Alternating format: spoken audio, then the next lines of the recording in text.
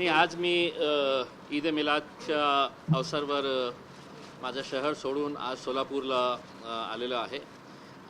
2-3 कार्यक्रम इथे होते। आमचे पक्षाचे कॉर्पोरेटर्स जे आहेत त्यांच्या ऑफिसचं उद्घाटन होता, काही डेव्हलपमेंटचे कामाचं उद्घाटन होतं आणि दुसरा आता 7 वाजता साडी वाटपाचा कार्यक्रम आहे। आणि अनेक दिवसापासून जे आहे ते आमचे जे पार्टीचे नेते आहेत, कॉर्पोरेटर्स आहेत, त्यांची इच्छा होती की मी सोलापूरला येऊ, म्हणून मी आज आलेलो आहे। आणि मागच्या काही महिन्यामध्ये आमचे कॉर्पोरेटर्सने काय काम केलेले आहे, काय त्यांचं प्लॅनिंग आहे, हे सगळं एक रिव्ह्यू घेण्यासाठी ही येण्याचं कारण होतं, म्हणून मी आज आलेलो आहे। जास्त माझ्याकडे काही आहे नाही बोलण्यासारखं। आपल्याकडे काही प्रश्न असेल तर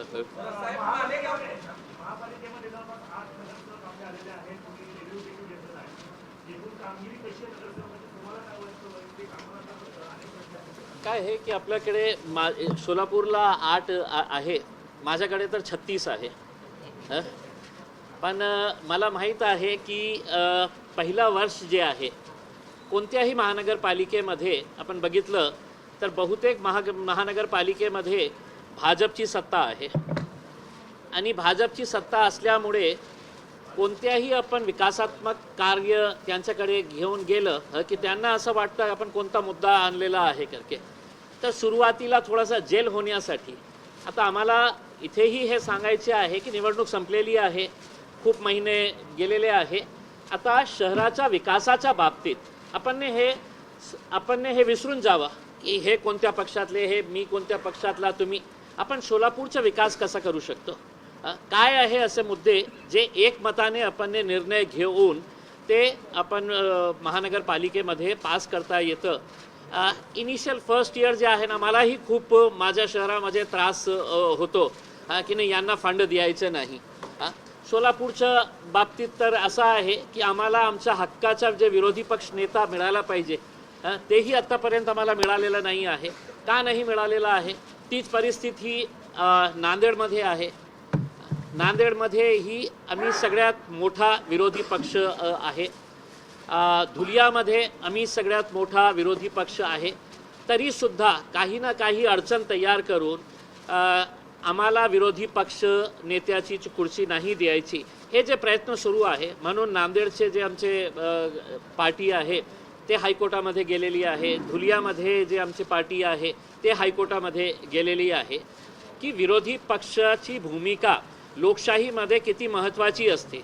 आज आपण बघितलं असेल की लोकसभा असू द्या किंवा विधानसभा असू द्या, विरोधी पक्ष सरकारला पाहिजेच नाही आणि विशेषकर भारतीय जनता पार्टीला तर नकोच नको की आमचा विरोध करणारा कोणी नको आम्हाला पाहिजे।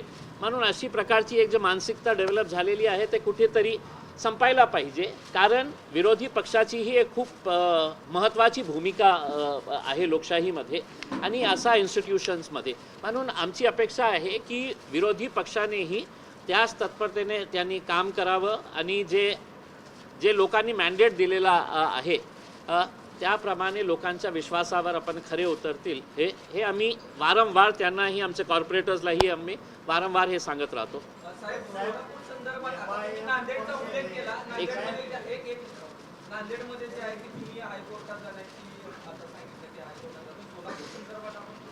काय आहे की सिच्युएशन जे आहे, जे परिस्थिती आहे ते नांदेडचा निकाल लागला तर त्याचा परिणाम जे आहे ते धुलियालाही होणार आहे आणि सोलापूरलाही होणार आहे। किंवा धुलियाचे आमचे जे पार्टीचे लोक हायकोर्टामध्ये गेलेले आहे त्याचा निकाल लागला तर त्याचा परिणाम नांदेडवरही होणार आणि सोलापूरला। मग आमच्या पार्टीचे गटनेता वहिदा मॅडमने सांगितलं की आम्हीही हायकोर्टामध्ये, आम्ही सांगितलं की तुम्ही आता हायकोर्टामध्ये गेलं तर त्याला टाईम लागणार, आपण वाट बघू की नांदेडचा निर्णय लवकर येतील किंवा धुलियाचा जे आलं तर हायकोर्ट स्पष्टपणे सांगतील की यांना अधिकार आहे, यांना विरोधी पक्षाची सीट मिळायला पाहिजे, म्हणून आम्ही थांबलेला आहे। तशी परिस्थिती आम्हाला असं वाटतं की सोलापूरमध्ये एक स्वखुशीने भारतीय जनता पार्टीने मोठा मन राखून आम्हाला जे आमचा हक आहे, अधिकार आहे ते आम्हाला दिलं, तर मला असं वाटतं की पुढच्या येणारा जे 4 वर्ष राहिलेले आहे, 4-4.5 वर्ष राहिलेले आहे, ते आपण चांगल्या रीतीने काम करू शकेल.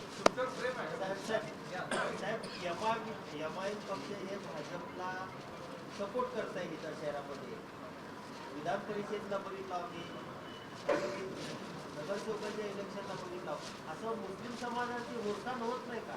मुस्लिम समाजाने एमआयएम पक्षाला 2 प्रभागामध्ये भरघोस मतांनी निवडून दिलं आणि भाजप एमआयएमचे सगळे नगरसेवक भाजपची बाजू घेतात आणि भाजप बरोबरच असतात. अनेक विषय हे चुकीचं आहे का नाही? नाही आता नाही आता आरोप काय आम्ही डोळ्याने बघितले ना, नाही आता तुम्ही मला सांगितलेले आहे, आम्हीही खूप बारकाईने. आता काय आहे की हे जे तुम्ही आरोप करता ना, हे हे नाही ठीक आहे ना, हे अवैसी साहेबांच्या बाबतीत अनेक वर्षापासून आम्ही एकच गोष्ट ऐकू लागलेले आहे. जिथे जिथे आमची पत्रकार परिषद होती त्या पत्रकार परिषदमध्ये कंपल्सरी आहे हे प्रश्न विचारणं की तुमच्या आणि भाजपचा काही साठं लोटं आहे का? छुपा आता आता ठीक आहे ना, तुम्ही प्रश्न विचारलं. आता काय आहे की अनेक असे मुद्दे आहेत. माझ्या शहरामध्ये भाजपचा महापौर आहे, भाजपची सत्ता आहे, पण समजा एखादा डेव्हलपमेंटचा चांगला इश्यू असेल, म्हणजे कालच आमच्याकडे ही जनरल बॉडी मीटिंग झाली, जे गुंठेवारीच्या बाबतीत निर्णय घेण्यात आला होता की गुंठेवारी ज्यांना करायची आहे त्यांना इतकं मोठा भुर्दंड द्यावा लागत होता, इतकी पेनॉल्टी होती त्याच्यामध्ये. तर आम्ही एक प्रस्ताव महापौरांना दिलं होतं की तुम्ही हे प्रस्ताव आणा, आम्ही एक मताने ते पास करू. याचा अर्थ हे होतं का की आम्ही भाजपच्या सोबत आहे, भाजपने आणलेला प्रस्ताव एमआयएम मदत करत आहे करके? इश्यू बेस्ड काही असेल तर नक्की आम्हीही त्यांच्यासोबत जाऊन जे शहराच्या बाबतीत, आणि असं नाही आहे की आम्ही दररोज यांना हे सांगतो हे करायचं हे नाही करायचं करके. आता 3 टर्म कॉर्पोरेटर राहिलेले आहे आमचे गटनेता मॅडम. काही लोक विचार करून त्यांना 3 वेळा महानगरपालिकेमध्ये पाठवले असेल ना. हे आरोप जे आपण करत आहे त्यांना लोक निवडूनच दिले नसते.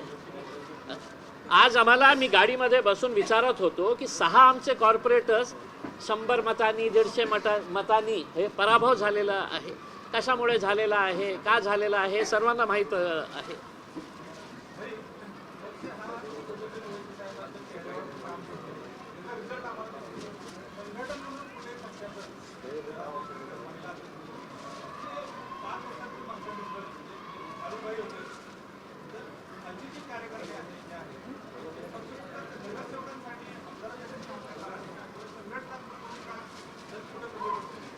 बघा आता काय आहे की लोकसभेची निवडणूक संपली, आमदारकीची निवडणूक संपली, महानगरपालिका संपलं.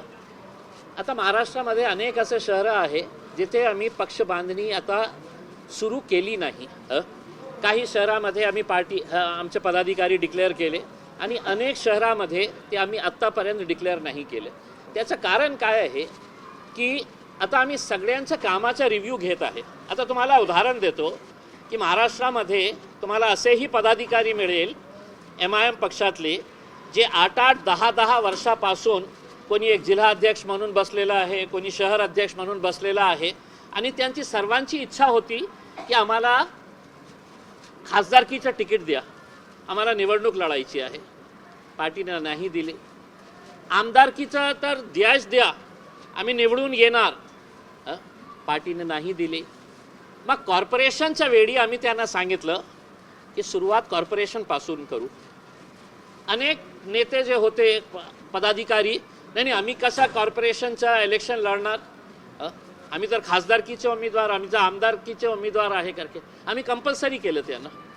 आणि आम्हाला कळलं की 8-8, 10-10 वर्षापासून बसलेले जे पदाधिकारी आहे ते स्वतः आपल्या वॉर्डातून निवडून आले नाही, पण बसले होते. प्रमुख पदावर बसले होते. आता त्यांचं सगळ्यांचा रिव्ह्यू करून ते खूप आमच्यावर प्रेशर टाकत आहे कि मैं 8 साल से संभाल रहा हूँ, मैं 10 साल से संभाल रहा हूँ, मैं 12 साल से हूँ. इम्तियाज जलील साहब, आप जब आए ना पार्टी में, मैं उससे पहले से हूँ. बाबा रिझल्ट काय आणलं? पॉलिटिकल पार्टी म्हणजे रिझल्ट काय आणलं तुम्ही हे दाखवा. तुम्हाला माहीत असेल की औरंगाबाद, छत्रपती संभाजीनगरमध्ये जेव्हा इलेक्शन होत होतं, इम्तियाज जलीलच्या बाबतीत कशा बहु तयार करण्यात आलं होतं. आता एमआयएम संपली, पार्टीला विकून टाकलं, हे केलं. मागच्या वेळी आमचे 25 कॉर्पोरेटर निवडून आले होते, प्रामाणिकपणे काम केलं, तर आज 36 कॉर्पोरेटर्स आमचे त्या महानगरपालिकामध्ये एमआयएमचे बसलेले आहे. ते जे लोक काम करतील ते राहणार, जे नाही काम करतील त्यांना आम्ही कसं देणार, कोणत्या आधारावर देणार? तुम्ही एक कॉर्पोरेटर सुद्धा निवडून आणू शकत नाही आहे. 3 जिल्ह्यातले असे आहे की ज्यांनी माझ्याकडे तिकीट मागितलं होतं महानगरपालिकेचे. एक जिल्ह्यामध्ये खूप जुना आमचा पदाधिकारी आहे, मला असं वाटतं की माझ्या 15 वर्षापासून तो बसलेला आहे. साहब हमको 20 फॉर्म चाहिए, AB फॉर्म चाहिए. मैं म्हटलं 20? तो बोले हाँ साहब, हम 20 फॉर्म आप दे दीजिएगा, हम जीत के लेके आ रहे. मैं बोला किती येणार? तो बोले कम से कम हम आपको 15 सीटें देंगे करके. मैं बोला नहीं पाहिजे मला 15, 5 आणू शकतं का? तो बोला 5 तो ला लूंगा करके. मी त्यांना त्यांचा पेपर, एक पेपर दिला त्यांच्या हातात आणि त्यांना सांगितलं की लिहा की मी 5 सीट्स नाही आणलं, 5 तर निकालाच्या दिवशी हे माझा राजीनामा समजावा. 5 तर सोडा, एकही नाही आणलं. आता घरी बसवण्याची त्यांची तयारी आम्ही सुरू करत आहे. एक सेकंड, जिसका मालेगावमध्ये जे आहेत ना, उपमहापौरांनी जे आहेत त्यांच्या दालनामध्ये परत एकदा जो आहे तो टिपू सुलतानांचा फोटो लावलेला आणि कुठेतरी त्यांच्यावरती टीकेची जोड उमटते. कसं पाहताय? आता काय आहे हे की आपल्याला काहीतरी पाहिजे ना.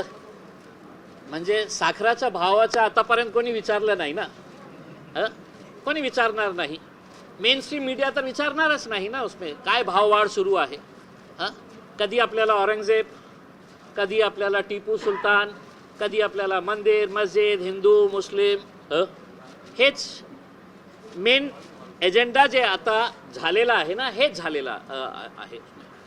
आता हे जे आपले एकनाथ शिंदे साहेबांचे मंत्री भुसे साहेबांनी सांगितलं की आम्ही हे काढून लावणार आहे.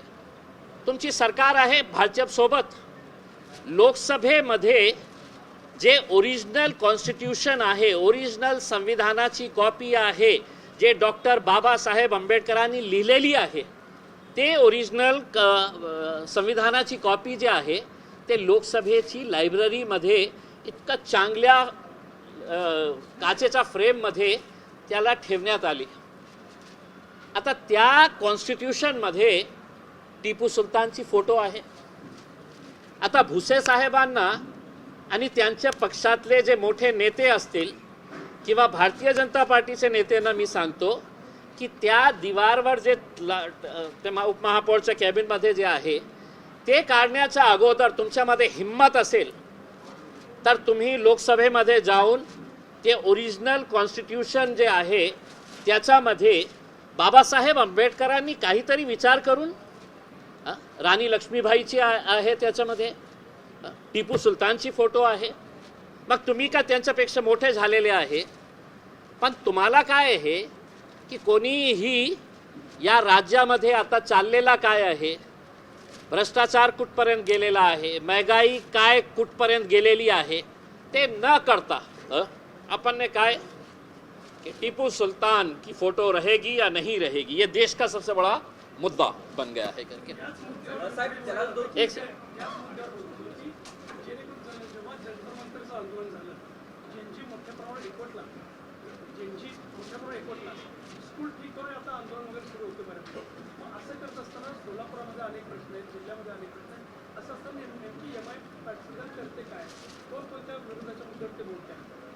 नाही, हे बघा की आता जे नवीन जे इश्यू त्यांनी घेतलेले आहे जेनझीचा, मी लोकसभेमध्ये होते, माझं भाषण आहे, मी 2 दिवस अगोदरच माझं भाषण जे आहे लोकसभेतला ते मी माझ्या फेसबुकवर टाकलेलं आहे. नाही, मी काय सांगतो की हे जे मुद्दा आहे शाळांच्या बाबतीत, तुम्ही सांगा मला की ग्रामीण एरियातली शाळा जी आहे खूप चांगली आहे का? आपण किती मोठा गप्पा मारत आहे, कोट्यवधी रुपये याच्यावर खर्च करत आहे. 25,000 कोटी रुपये आता मला सांगण्यात आलेले आहे ते 25,000 वरून ते 32,000 पर्यंत गेलेलं आहे कुंभमेळ्यासाठी. काल सुप्रीम कोर्टाचे एक रिटायर्ड जजनी सांगितलेले आहे की त्याचं 1% तुम्ही शिक्षणावर खर्च केले असते. तेच एक्झॅक्टली मुद्दा मी लोकसभेमध्ये मांडला होता जेव्हा मला लिहून जिल्हा परिषदाने दिलं होतं की 306 अशी शाळा आहे फक्त एका चुनावी क्षेत्र. मी माझ्या लोकसभेचं जे क्षेत्र आहे त्याची माहिती मागितली होती. 306 अशी शाळा आहे की ज्याच्यावर पक्की छत नाही आहे. टीनच्या शेडच्या खाली बसते मुलं. आपण 80 वर्ष झाले ना, हे लोकांना दिसत नाही आहे का की आज क्या त्यांना अधिकार नाही आहे का? सगळं मंत्र्यांचे मोठे मोठे जे मंत्री नेते आहे त्यांच्या मुले जे आहे कोणी लंडनला, कोणी कॅनडाला, कोणी US ला शिकणार, आणि ग्रामीण एरियातला आमचा जे मुलगा आहे, शेतकऱ्यांचा जे मुलगा आहे, कामगारांचा जे मुलगा आहे, त्यांना तुम्ही साधा एक स्कूल तयार करून दिलं नाही आहे. तर हे जे मुद्दे आहे स्वाभाविक आहे की महानगरपालिकेमध्ये आम्हीही आमच्या जे काही इश्यूज आम्ही याचा सोलापूर महानगरपालिकामध्ये आमच्या पदाधिकाऱ्याने सांगणार आहे. त्याच्यामध्ये हे पण खूप प्रमुख एक मुद्दा आहे की तुम्ही शाळांच्या बाबतीत का करत आहे. हे प्रश्न सत्ताधाऱ्यांना विचारण्याची वेळ आलेली आहे. कारण आपल्याला एक नवीन भविष्य घडवायचं असेल तो हमारे छोटे छोटे बच्चों को अगर हमने एजुकेशन नहीं देंगे, आप उनके शिक्षा के ऊपर देखिएगा, एक त्योहार के लिए, एक आप उत्सव मनाने के लिए खूप लोक याच्या बाबतीत मला शिव्या देणार की तुम्ही आमच्या कुंभमेळ्याचा विरोध करतो. पण जे स्पष्ट बोलायचं आहे ते कोणीतरी बोलायला पाहिजे. मी जे पोस्ट टाकलेली आहे त्या पोस्टमध्ये हे लिहिलेलं आहे की कोणी माझे आलोचना करणार असेल की तुम्ही कुंभमेळ्यामध्ये 30,000 कोटी रुपये सरकार खर्च करणार आहे, तुम्ही याच्या बाबतीत विरोध करणार असेल तर हेच इम्तियाज जलील आहे, हेच असदुद्दीन अवैसी आहे ज्यांनी पार्लमेंटमध्ये उभे राहून हे मागणी केली होती की मुसलमानांना हजला जाण्यासाठी जे सरकार सबसिडी देतं, दरवर्षी सबसिडी देतं सरकार मुस्लिम समाजाचे लोकांना हजला जाण्यासाठी, तो आमचा धार्मिक हे आहे, कर्तव्य आहे. आमच्याकडे पैसे असतील तर आम्ही जाणार, नाही आहे तर आमचा भाऊ मदत करतील, कोणीतरी मदत करतील. हे समाजाचा मुद्दा आहे. सरकारची जबाबदारी काय आहे? शाळा बांधण्याची, हॉस्पिटल बांधण्याची, चांगले रस्ते बांधण्याची, हे सब सरकारची जबाबदारी आहे ना. ते न करता तुम्ही विचार करा 30,000 कोटीमध्ये किती IITs, IIMs तयार केलं असतं आपण, शाळांचा दर्जा आपण कुठल्या लेवलवर घेऊन गेलो असतं. पण नाही, याच्या बाबतीत बोललो की आज देशामध्ये अशा वातावरण तयार करण्यात आलेलं आहे की जसं मी जेव्हा गोपीनाथ मुंडे साहेबांच्या स्मारकाचा विरोध केला होता, रात्री 2-2 वाजता मला फोन करायचे लोक, का रे तुला ते हॉस्पिटलचा आमच्या नेत्याचा विरोध करतो, तू पाकिस्तानला का नाही जातं, तिथे बांधणं, तुला हॉस्पिटल बांधायचे आहे. मी माझ्या मुद्द्यावर ठाम होतो आणि मला या गोष्टीचा अभिमान आहे की 4 महिन्यानंतर माझ्या शहरातल्या जे सगळ्यात महाग एरिया आहे जालना रोड, कोणी ऐकायला तयार नाही होते. मी हायकोर्टामध्ये जाऊन जनहित याचिका फाईल केली. आता 400 बेडचे हॉस्पिटलचा उद्घाटन होणार आहे. आता काम खतम होने के लिए आया है. 400 बेडचा हॉस्पिटल, त्याचा फायदा कुणाला मिळेल? भाई हे जे आहे ना, हे पत्रकार परिषद आहे.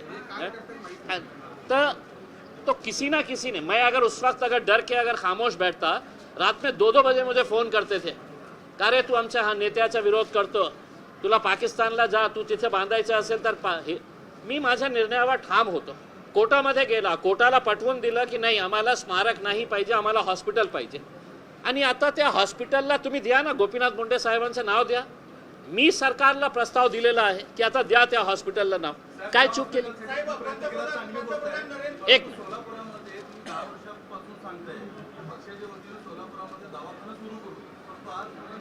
तुम्ही प्रयत्न केले पण ते निवडणुकीपुरता तो विषय असतो रंगला जातो आणि आपलं कुठेही नगरसेवक प्रश्न करत नाहीये आणि निवडणुकीमध्ये तुमचे जे दौरे असतात परंतु आज पहिल्यांदा चांगलं वाटतं की तुम्ही नगरसेवकांचा आढावा घेण्यासाठी आलात तर हा जो विकासाचा मुद्दा आहे तो लांबून गेला असं वाटत नाही. नाही, एक तर आपल्याला एक थोडंसं स्पष्टीकरण हे देतो की आज आलं म्हणून हे रिव्ह्यू घेत आहे असं नाही आहे. हे सगळे कॉर्पोरेटर्स अनेक वेळा माझ्या शहरामध्ये येऊन माझ्या ऑफिसमध्ये येऊन ते सगळं आपला रिपोर्ट कार्ड देतं. आपल्याला कोणता मुद्दा घ्यायचा आहे आम्ही त्यांच्याकडून सजेशन घेतं आणि सजेशन घेऊन आणि हॉस्पिटलच्या बाबतीत तुम्ही बोलतो ना उसमें मी आपल्याला एक सुझाव देतो. महानगरपालिकेच्या हॉस्पिटल्स आहे इथे, महानगरपालिकेची शाळा आहे, त्याला मी एक सुझाव देतो. तुम्ही हे सुझाव तुमच्या मार्फत महापौरांना द्या की एक महानगरपालिकाची शाळा आणि एक हॉस्पिटल MIMला दत्तक द्या तुम्ही आणि तसंच एक शाळा आणि एक हॉस्पिटल भाजपवाल्यांनी घ्यावा, एक शिवसेनेला द्या, एक काँग्रेसवाल्याला द्या आणि एक हेल्दी कॉम्पिटिशन आम्ही लावू.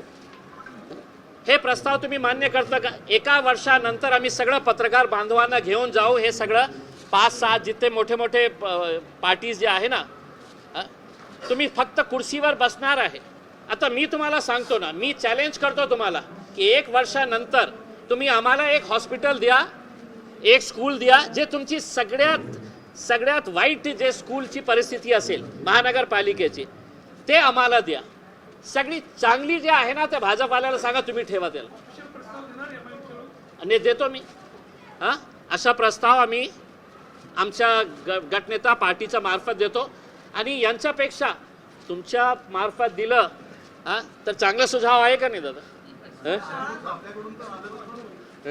शाळांच्या बाबतीत तुम्ही सांगितलेलं आहे, पण तुमच्याच 4 नगरसेवकांना ज्या जनतेनं निवडून दिलंय त्याच प्रभाग क्रमांक 14 मध्ये महानगरपालिकेने शाळेची 5 नंबर आणि 8 उर्दू मीडियमची शाळा पाडली आहे. त्या बाबतीत तुमच्या कुठल्याही नगरसेवकांनी आवाज उठवलेला नाहीये आणि इतर अनेक आता BOT तत्वावर शाळा द्यायला निघाली होती, शाळा खास करून महानगरपालिका, तरीही तुमच्या बाजूने कुठलाही आवाज सभागृहात उठवला गेलेला नाहीये. शाळा पाडण्यात आली आहे, त्या शाळेच्या बाबतीत एकही अर्ज दिले का विचारायला? अच्छा, याचा आहे की ठीक आहे ना. मी पत्रकार परिषद जेव्हा घेतो ना याचा उद्देश हे पण असतं की काय खरं काय चाललेलं आहे करकेसमे. तर तुमच्या वतीनं मला हे प्रश्न विचारण्यात आला होता. मला माहीत नाही आहे की त्याची सध्या परिस्थिती काय आहे, त्यांनी काय विरोध नाही केला.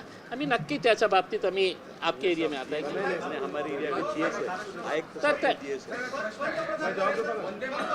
एक पंतप्रधान नरेंद्र मोदी असतील, मोहन भागवत असतील, देवेंद्र फडणवीस असतील आणि विरोधी पक्षनेते राहुल गांधी असतील, हे JNG सोबत कनेक्ट होण्यासाठी कोणते ना कोणते कार्यक्रम घेत आहेत. MIM किंवा आपले वरिष्ठ तुम्ही महाराष्ट्रामध्ये असे JNG सोबत कनेक्ट होण्याचे काही कार्यक्रम घेणार आहात का? तुम्ही घेत नाही? नाही. MIM जे पक्ष वाढलं ना ते फक्त जेनझीमुळे वाढलं. हे सगळे युवक जे आहे ना हमारे पास ये दीवानों की फौज है ये. इनको तो अभी एहसास हो रहा है मोदी जी को, अरे ये भी जिंदा है, इन लोगों को भी अपने को करीब करना पड़ेगा. इनको तो अभी एहसास हो रहा है. राहुल गांधी जी अभी आके है तो ये बात कर रहे हैं. हमारी तो ताकत ही जो है मैं अक्सर ये बात कहता हूँ, ये जितने भी नौजवान लड़के हैं ये पूरे मजलिस के साथ जुड़े हैं. इनके अम्मी अब्बा अभी भी कहीं कांग्रेस के साथ होंगे, कहीं इसके साथ होंगे, कहीं उसके साथ होंगे, लेकिन नौजवान बच्चे बोल रहे हैं कि नहीं हमको MIM के साथ ही रहना है करके. तर आम्हाला अशी वेळ म्हणजे हमको मोदी जी का अचानक ख्याल आ गया कि रात में बैठ के तो अपने को बना देने का है इंस्टाग्राम के ऊपर रील. तसं करण्याची काही कारण नाही आहे आम्हाला. आमचा एक खूप चांगला कनेक्ट आहे यांच्यासोबत. हा एक अजून एक सेकंड एक देखिए फिर से एक बार कह रहा हूं मैं, शक्कर के बारे में कोई नहीं पूछेगा. पूछेगा तो क्या पूछेगा? नहीं. देखिए ना भाई, वंदे मातरम के ऊपर कितनी मर्तबा अब हमने ये बात करना चाहिए करके कितनी मर्तबा भाई, हम मेन मुद्दों के बारे में हम कब बात करेंगे? कब हमसे ये सवाल किया जाएगा कि शोलापुर के स्कूल्स के बारे में हमने क्या करना चाहिए, हॉस्पिटल्स के बारे में, अच्छे रास्ते बनाने के बारे में हमने क्या करना चाहिए? देखिए साहब, देश के अंदर आप जब भी कोई किसी बड़े राज्य का चुनाव आता है तो भारतीय जनता पार्टी और आरएसएस की एक स्ट्रैटेजी है, बड़ी सोची समझी साजिश होती है कि हम एक ऐसे मुद्दे को जिंदा करें कि जिसकी बुनियाद के ऊपर है तो हम वो इलेक्शन तक है तो इसको लेकर जाए करके। उसमें आपको याद होगा कर्नाटक के अंदर एक बच्ची ने हिजाब पहन के गई थी। वो 5 साल पहले पूरा यूपी का इलेक्शन जो है वो बच्ची के हिजाब के ऊपर चल रहा था। मानो म्हणजे तिने काय असं केलेला आहे करके अल्टिमेटली हाईकोर्ट आणि सुप्रीम कोर्टाने तिला हे केलं होतं, परवानगी दिली होती उसमें। तो हमारे जो मुद्दे जो है, अब ये नया मुद्दा निकाल लिए। हमने क्या कहा है भाई, वंदे मातरम है, आप खड़े रहिए, हम भी खड़े रहेंगे आपके साथ, आप गाइए, हम आपका एहतराम करेंगे उसमें। लेकिन आप मेरे गले पे छुरा रख के कहेंगे कि नहीं आपको भी करना पड़ेगा, तो आप भूल ही जा रहे हैं कि ये देश जो है वो एक संविधान बाबा साहब अंबेडकर के हिसाब से चलेगा ना उसमें। क्या आप हर एक को है तो जोर जबरदस्ती, दादागिरी और गुंडागर्दी के हिसाब से आप चलाएंगे करके? क्या आपको यही मुद्दे के ऊपर आप रात में 8 बजे 9 बजे कोई टीवी चैनल खोल लीजिएगा तो बस उसके ऊपर बहस क्या होगी, यही मुद्दों के ऊपर बहस होगी उसमें। तो हमारा स्टैंड बड़ा क्लियर है उसमें। देखिए हमको किसी का ये नहीं है कि आप यही अगर गाएंगे, यही अगर इसके लिए आप खड़े रहेंगे तो आप मुझे सर्टिफिकेट देंगे कि मैं देशभक्त हूं करके। एक सेकंड जिसका नहीं हुआ है, एक सेकंड ज्यांचं नाही झालं। विधान परिषदेच्या निवडणुका पार पडलेल्या आहेत आणि आपल्या नगरसेवकांनी सुद्धा 100% वोटिंग केलेलं आहे। फक्त त्या ठिकाणी 2 उमेदवार होते, भाजप आणि राष्ट्रवादी। तर त्यामध्ये असं सरळ दिसून येतंय की कुठल्या ना कुठल्या पार्टीला त्यांनी मतदान केलेलंच असेल। चर्चा अशी सुरू आहे की भाजपच्या लोकांना सुद्धा आपल्या नगरसेवकांनी मतदान केलं। मग याच्यामध्ये सरतेशेवटी असं निष्कर्ष निघतोय की एका बाजूला निवडणूक लढते वेळेस आपण एक विचारधारा घेऊन जातो आणि जेव्हा अशा विधान परिषदेच्या वगैरे निवडणुका येतात त्यावेळेस वेगळ्याच पद्धतीचा विचार केला जातो। पण मतदारांनी मतदान का करायचं? नाही असं करत असेल तर माझ्या कॉर्पोरेटर्सला पूर्ण महाराष्ट्रामध्ये मी सांगतो, महाराष्ट्राच्या MIMच्या कॉर्पोरेटर्सच्या बाबतीत सांगतो, पार्टीचा धोरण बडा क्लिअर आहे की आम्ही भाजपसोबत जाऊ शकत नाही, जाणार नाही। कारण त्यांची विचारधारा आमची विचारधारा ते तर आम्हाला आतंकीच समजतात। तर अशा परिस्थितीमध्ये पार्टीच्या लाईन सोडून कोणी जात असेल तर तो 5 वर्षासाठी कॉर्पोरेटर असेल, पुढच्या येणाऱ्या टर्ममध्ये लोक त्यांना स्वतः आठवण करून देईल की बाबा मी तुला दिलं होतं, तूने असा केलेला आहे करके। पार्टीची लाईन स्पष्ट आहे आणि हे सर्व महाराष्ट्राच्या कॉर्पोरेटर्सला मी स्पष्टपणे वारंवार हे सांगत राहिलेले आहे की तुम आता निवडून आलेले आहे कि नहीं, मैं पार्टी से बड़ा हो गया, मैं अपने हिसाब से फैसला करूंगा करके, तो आप कर सकते हैं 5 साल के लिए। 5 साल के बाद है तो आपको ज्यानी नाही विचार पदवीधर आणि शिक्षक निवडणूक विधान परिषदेच्या निवडणुका पार करतात, MIM निवडणुका लढवणार आहे। आता ते त्याच्या बाबतीत आमचे जे पार्टीचे पदाधिकारी आहे त्यांच्यासोबत चर्चा करू आणि काही चांगला असा इंडिव्हिज्युअली आम्ही करू शकत नाही हे जे इलेक्शनचं आहे, पण चांगला अलायन्स करता येईल तर नक्की आम्ही त्याच्या बाबतीत विचार करू। आता त्याच्या बाबतीत बातमी करूच नका ना, कशाला करायचं? म्हणजे वारंवार पेपर फुटत आहे तर आपण किती वेळा हे करणार आहे? जो आहे नीट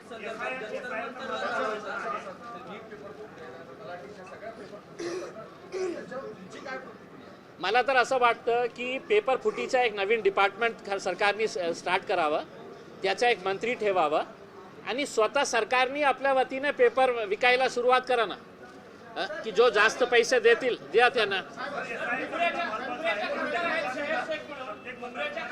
एक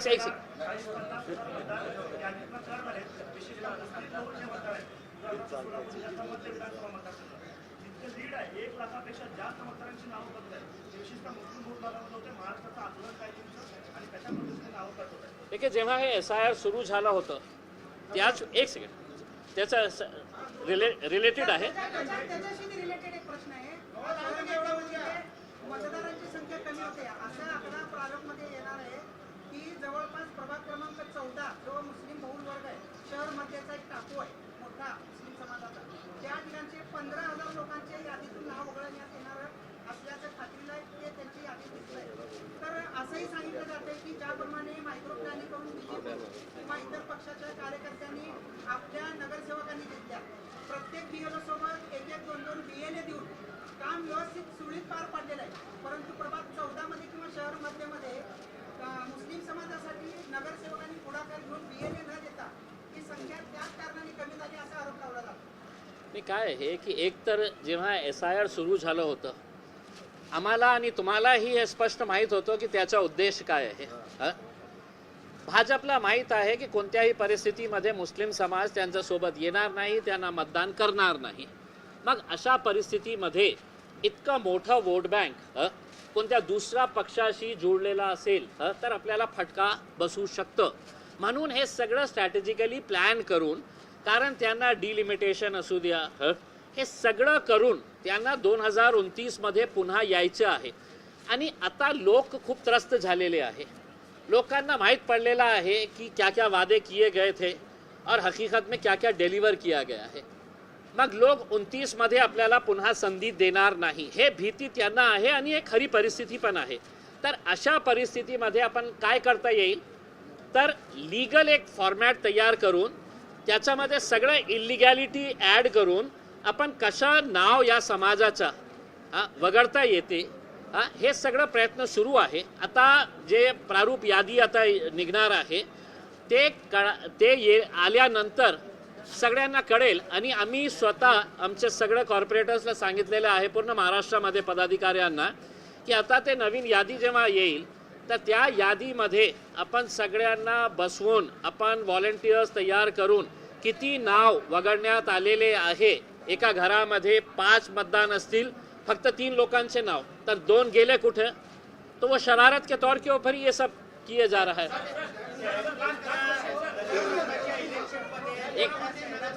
एक सेकंड सर उन्होंने पूछे, मैं आपका भी लेता हूँ ना, लेकिन जिन्होंने नहीं पूछे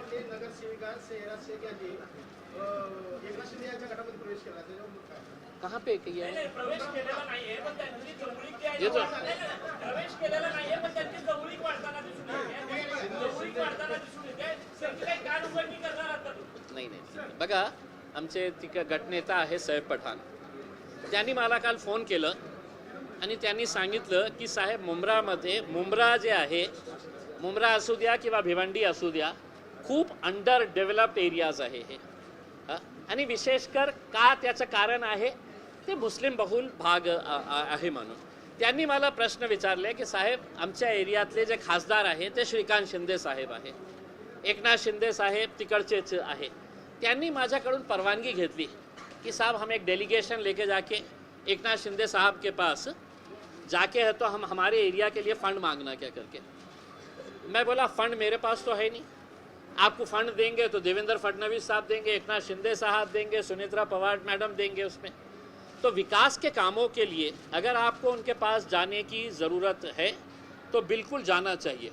लेकिन अब मैं हैरान हो गया कि शहर शेख चली गई तो मैं बोला अरे मुझे तो पता ही नहीं है साहब.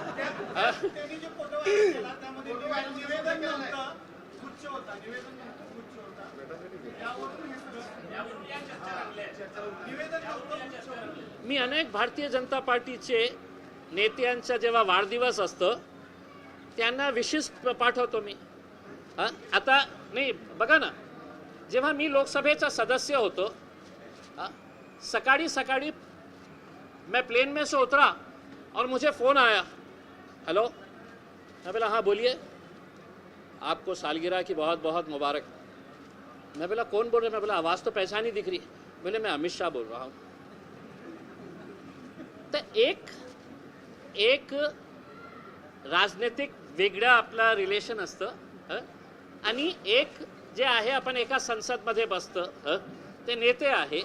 आणि एक प्रथा आहे की मोदी साहेब प्रधानमंत्रीची जे आहे, मोदी साहेब असो किंवा कोणतंही असो, स्पीकर आहे किंवा मोठे आता माझ्याकडे माझ्या वाढदिवसावर अनेक मोठे नेत्यांचे, ते भाजपचे असू शकतात, ते शिवसेनाचे असू शकतात, त्यांचे बेस्ट विशेस येतं. म्हणजे माझी जवळीक झाली का, मी गेलं का त्यांच्यासोबत, जाणार का आता की त्यांनी विश केलेलं आहे, असं नाही आहे. आपण आपलं थोडासा विजन. स्थानिक सोलापूर शहराचे जिल्हाध्यक्ष आणि शहर अध्यक्ष म्हणजे लोकल बॉडी अद्याप तुम्ही निवड केलेली नाही अधिकृतरित्या. का कार्यकारिणी जाहीर केलेली नाही. शहर अध्यक्ष राहिले, जिल्हाध्यक्ष राहिले, हे आता- कधी करणार आहात? नाही, आता काय- अध्यक्षासाठी फारुख शाब्दी येणार म्हणून थांबलेले आहेत, असं काय वाटतंय का? असं काय आहे की बघा, काही शहरं असे आहे की ज्याचा निर्णय स्वतः असदुद्दीन अवैसी साहेब घेतात आणि प्रामुख्याने त्याच्यामध्ये 4 शहरं आहे. एक आहे नांदेड, दुसरा मालेगाव, तिसरा सोलापूर आणि चौथा माझा शहर औरंगाबाद. याच्या बाबतीत जे काही निर्णय असतील, मी महाराष्ट्राचा अध्यक्ष आहे. मी महाराष्ट्राच्या कोणत्याही जिल्ह्यातला कुणाला शहर अध्यक्ष द्यायचं, जिल्हाध्यक्ष द्यायचं, कशी पार्टी तयार करायची आहे, मी स्वतः निर्णय घेतो. अवैसी साहेब कधीही मला सांगणार नाही. पण या 4 शहरांच्या बाबतीत त्यांचा एक लगाव आहे, त्यांची एक जवळीक आहे, म्हणून ते काहीही निर्णय. आता मलाही माहीत आहे की सोलापूरमध्ये आपल्याला द्यायचं आहे.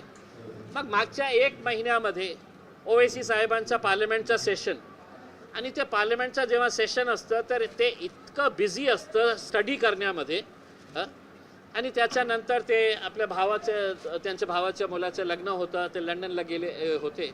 आता ते परत आलेले आहे. काल ईद मिलानचा मोठा कार्यक्रम होता.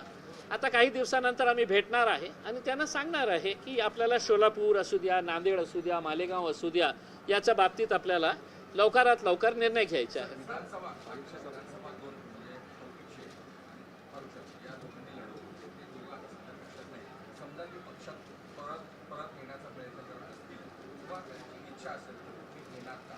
नाही, मी काय सांगितलं की हे सगळं हे नाही नाही नाही हे जो लोक गेले होते, हे मेरे बोलने पे या मेरे निकालने से गए थे ऐसा नहीं है. जे काही निर्णय घेण्यात आलं होतं ते ओवैसी साहेबांनी घेतले होते. आता त्यांना परत घ्यायचं असेल तर ते अधिकार माझा नाही आहे. ज्यांनी काढले त्यांचा ते अधिकार आहे. आणि ओवैसी साहेब मला फोन करून सांगितलं की बाबा यांना घ्यायचं आहे आपल्याला. मी कोण आहे त्यांना ओव्हररूल करण्यासाठी? पण काही निर्णय जे आहे ना ते ओवैसी नाही, ओवैसी साहेबांना सगळं माहीत आहे की काय आहे काय नाही आहे करके. हे बेटा,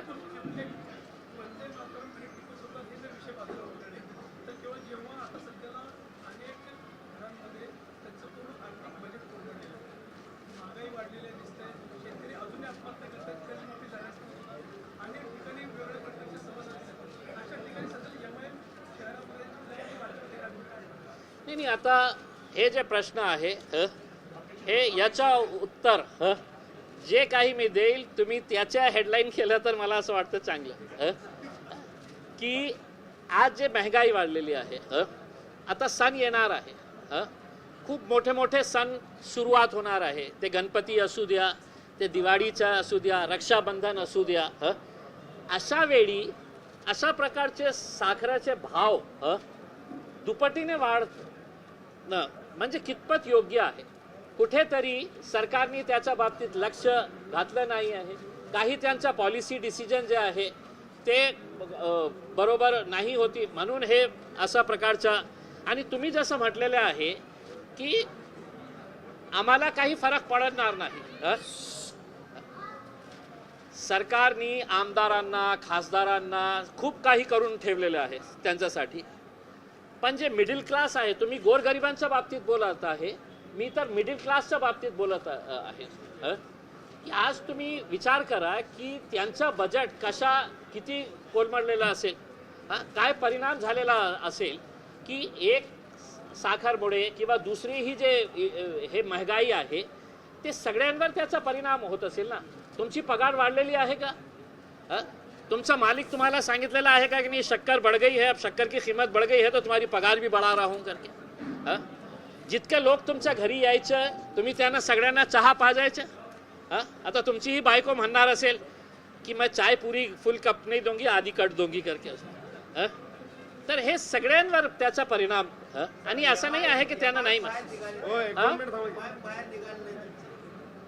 शहरामध्ये आंदोलन असेल किंवा दरवाढी असेल, महागाईसाठी कुठं रस्त्यावर आली आहे बाहेर सांगा.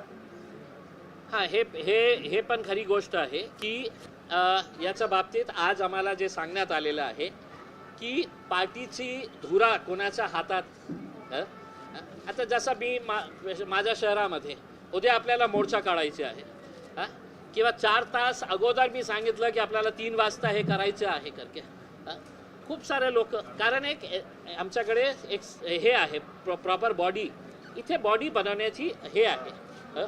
आता सगळे कॉर्पोरेटर्स आहे हां, ज्या दिवशी आम्हाला आमची बॉडी तयार होईल त्याच्यानंतर मला असं वाटत नाही तुम्हाला हे प्रश्न विचारण्याची वेळ येईल. एक सेकंड. आता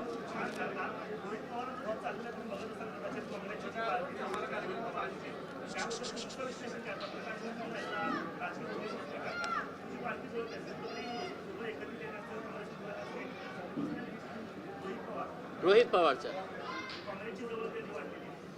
मला असं वाटतं की भाजपला पराभव करण्यासाठी जे सो कॉल्ड सेक्युलर पार्टीज आहे त्यांना एक ताकद देण्याची आवश्यकता आहे आणि ते सो कॉल्ड सेक्युलर पार्टीजने हे पण लक्षात घ्यायला पाहिजे की तुम्हाला उत्तर प्रदेशमध्ये भाजपला घरी पाठवायचं असेल तर MIMला तुम्ही नजरअंदाज करू नये. तीच परिस्थिती महाराष्ट्रामध्ये मला माहीत आहे की तुम्ही सगळ्यांच्या सोबत जायला तयार आहे. काँग्रेस शिवसेना सोबत जायला तयार होती, गेली, पण MIM अछूत आहे. आता जोपर्यंत त्यांना हे कळणार नाही की MIMचाही एक मोठा वर्ग आहे, मोठा वोट बेस आहे आणि ते आपल्या सोबत आल्यानंतर आपल्याला त्याचा फायदा मिळेल, जोपर्यंत त्यांना हे करणार नाही तोपर्यंत भारतीय जनता पार्टी सत्तेमध्ये येऊनच बसणार. ज्या मुलींना दुसऱ्या कॉलेजमध्ये जायचं नाही, त्यांना तिला बुरखा किंवा हिजाब घालून जायचं आहे, ती मायनॉरिटी कॉलेजमध्ये जाते. निरीक्षण जे आहे की हिजाब हा इस्लामचा अविभाज्य भाग नाही, हे जे निरीक्षण आहे त्या निरीक्षणाबद्दल नाही, हे आम्हाला मान्य नाही आहे. हिजाब जे आहे, बुरखा जे आहे, ते मुस्लिम मुलींचा एक काय बोलू शकतात मराठीमध्ये, हां, नाही हे महत्त्वाचं आहे, पण हे कंपल्शन नाही आहे. हे कंपल्शन नाही आहे की सगळ्यांवर सक्ती करून त्यांनी हे घालायलाच पाहिजे करके. हे व्हॉलंटरीली आहे उसमें. ज्या मुलींना असं वाटतं, अनेक असे स्कूल्स आणि कॉलेजेस आहे, अनेक कॉलेजेसमध्ये तुम्ही गेल्यावर अनेक असे मुस्लिम मुली तुम्हाला दिसेल की जे हिजाब घालून नाही येतं, ती पण मुस्लिम आहे. आणि ज्यांना असं वाटतं की आपल्याला घालायचं आहे, ती तिचा इंडिव्हिज्युअल राईट आहे. ती इंडिव्हिज्युअल राईट देशातला कोणताही कायदा, कोणताही कानून आणि कोणताही कोर्ट घेऊ शकत नाही.